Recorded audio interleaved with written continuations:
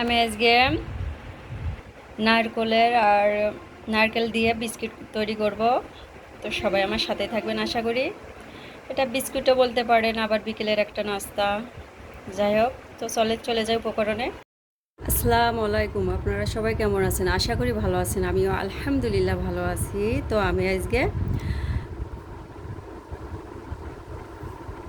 নারকেলের বিস্কিট বানাবো। যাই হোক, তো আমি এখানে চাউলের আটা নিছি, এখানে চিনি নিচ্ছি, নারকেল নিছি। তো আমি এগুলা একসাথে মিক্স করব। তো আমি চালের আটা দিয়ে দিলাম, চালের গুঁড়ি, এখানে চিনি দিয়ে দিচ্ছি স্বাদ মতো, আপনারা কম বেশ করে দিতে পারেন।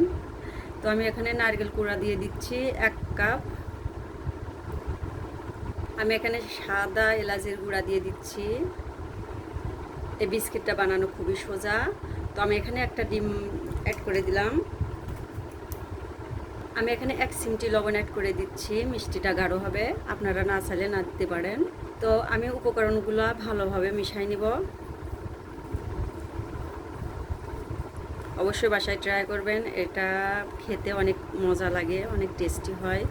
তো অবশ্যই একটু বাসায় ট্রাই করবেন। ছোট বড় সবাই ইনশাল্লাহ খায়। আমি ভালোভাবে এগুলো মিশাই নিব। আর আমার ভিডিওটা যদি ভালো লাগে অবশ্যই লাইক কমেন্ট শেয়ার করবেন। আর আমার ফেসবুকটা ফলো দিবেন ভাইয়া আপুরা, আর আমার ইউটিউব চ্যানেলটাতে সাবস্ক্রাইব করে দিবেন। সাথে থাকবেন সবাই।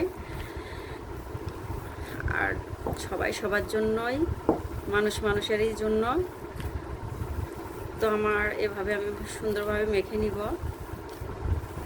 তো মাশাআল্লাহ আমি এভাবে এতটুকু সাইজ করে নিব এই বিস্কুটগুলা। তারপর আমি তেলে ভেজে নিব।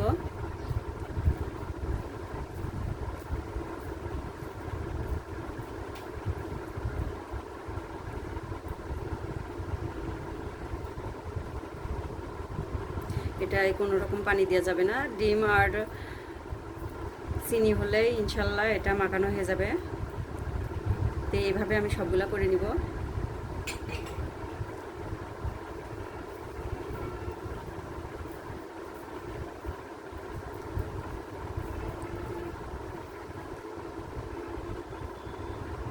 মাশাল্লাহ দেখেন আমার এটা বানানো হয়ে গেছে। আমি এখন ভেজে নিব।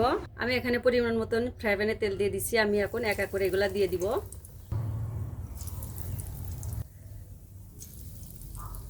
আমি একবারে জালটা একবারে লো দিছি। তো মাঝখানে কিছুটা আমার লাল হয়ে গেছে হালকা, এটা আমি আস্তে আস্তে উল্টে দিচ্ছি।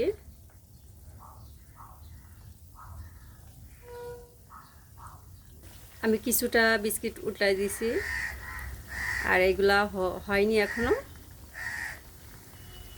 এগুলো ঠান্ডা হলে খুব মুসমুস করবে খেতে। আমি 2টা লম্বা করে দিয়েছি, দেখি কেমন লাগে, এই জন্য এই 2টা লম্বা করে দিছি। মাশাল্লাহ দেখেন আমার এটা হয়ে গেছে। আমি এখন যেটা হয়ে গেছে আমি উঠাই নিব ইনশাল্লাহ।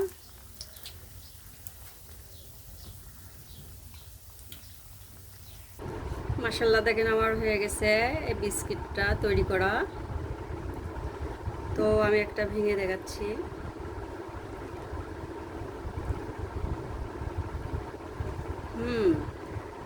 ভালো হয়েছে, অসম্ভব ভালো, মজাদার।